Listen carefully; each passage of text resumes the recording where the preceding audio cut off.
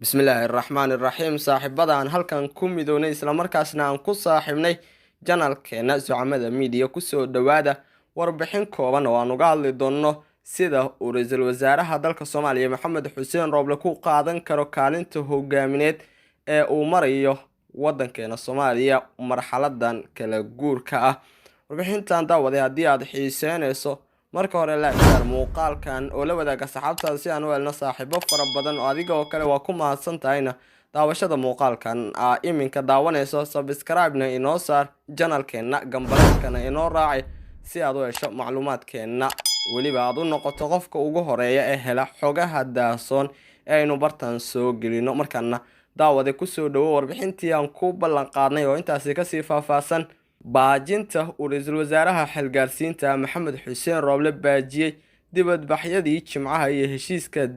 biyo ku shubidda ahaa ee uu la galay musharaxiinta madaxweynaha iyo qaabka ay arrintaasi u soo dhaweeyeen maamul goboleedyada Puntland iyo Jubbaland waxa ay soo dedejisay su'aasha ah sidee Roble ku qaadan karaa kaalinta hogaamineed ee marxaladda kala guurka ah. In uu qaato kaalin hogaamineed marxaladan waa mid ku jirtay barnaamijka xukuumadda Maxamed Xuseen Roble uuna ka hor sheegay golaha shacabka ee baarlamaanka federaalka ah bishii Sebtembar 23 2020 sanadkeenu kaga soo gudubnay khudbadii uu ku raadinayay kalsoonisiinta isaga oo yiri mudanayaal iyo marwooyin waxaa iga go'an inaan soo dhiso xukuumad tayo leh oo ka tarjumaysa baahiyaha kala duwan ee ka jira dalkeena Soomaaliya marxaladan dalka ku jirana ka gudbisa gaarsiisa fulisana hanaan doorasho oo heshiis lagu wada yahay. Haddaba mid ka mid ah warbaahinada ku yaala Muqdisho oo su'aashaasi kore ama hore aan u soo sheegnay kor dhigtay aqoonyahan iyo falaqeeyaha arrimaha siyaasadda Soomaaliya iyaga oo Roble kala hadlay sida uu ku noqon karo mas'uulka ugu sareeya ee hoggaanka marxaladda kala guurka. Professor Cabdi Ismaaciil Samatar oo ah bare jaamacadeed iyo taariikhyahan Soomaaliyeed oo wax laga weydiiyay kaalinta hogaamineed ee ra'iisul wasaare Roble qaadan karo marxaladan kala guurka ayaa waxa uu yiri sharci ahaan dastuurka isaga ayuu siinayaa oo awoodeedu waa uu leeyahay laakiin in uu garanayo ma hubo oo haddii uu garanayo intaan la islama gaarteen waxaan qabaa waxa uu isleeyahay farmaajo haddii uu soo noqdo mar kale ra'iisul wasaare ha ka dhigo haddii hunguri sidaa ah uu Roble ku jiro waxba ma qaban karo oo hoggaan ma noqon karo ee waxaan u soo jeedinayaa in uu u garto awoodiisa dastuuriga. Professor Xasan Sheekh Cali Nuur oo ah isaguna bare jaamacadeed isla markaasna ka faalooda arrimaha siyaasadda gudaha Soomaaliya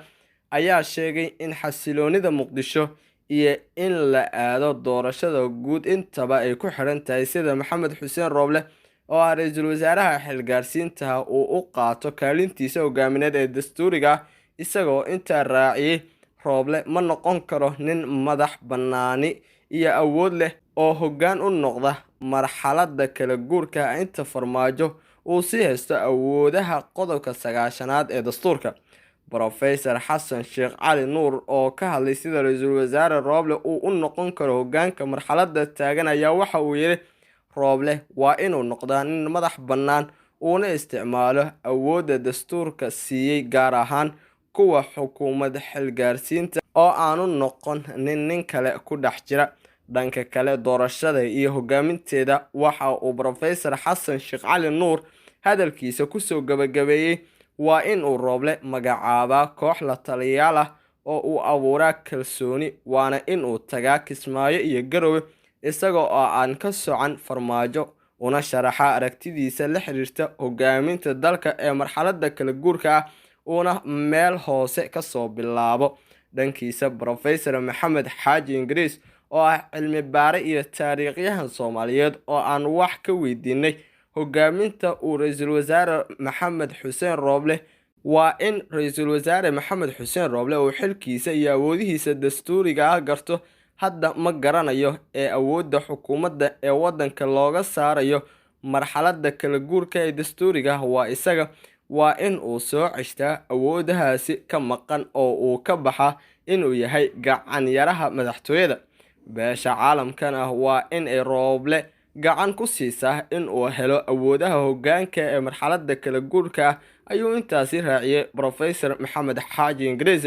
Ugu dambeyntii, Maxamed Maxamuud Cadde oo ah falanqeeyo siyaasadeed oo arrintan ka hadlay ayaa waxa uu yidhi waa inuu shir isugu yeeraa dhammaan saamileyda siyaasadeed oo ay ku jiraan musharaxiinta iyo bulshada rayidka iyo madaxweynayaasha Galmudug iyo Hirshabelle in aanay ka shaqayn ama taageerin mowqif ka duwan kan deegaanadooda. Ma taageeri karaan farmaajo, hadday diidaanna in aan shirka laga qaybgelin oo laga tashado. Haddii sidaas la yeelo, waxa markaasi suurowda in xal laga gaaro arrimaha doorashooyinka oo dhan. Haddaba Maxamed Xuseen Rooble oo ra'iisul wasaaraha dalka Soomaaliya oo magacaaban ku dhawaad 6 bil ayaa la ogeyn sida uu uga dhabayn doono hadalkiisa ah in uu ka shaqayn doono kala guurka iyo xataa talooyinka la siinayo ee uu ku noqon karo hogaamiyaha marxaladan. gudaana daawadayaal waa inagayta barnaamijkii ama warbixintii aan diiradda ku saarayna kaalinta uu ra'iisul wasaaraha dalka Soomaaliya Maxamed Xuseen Rooble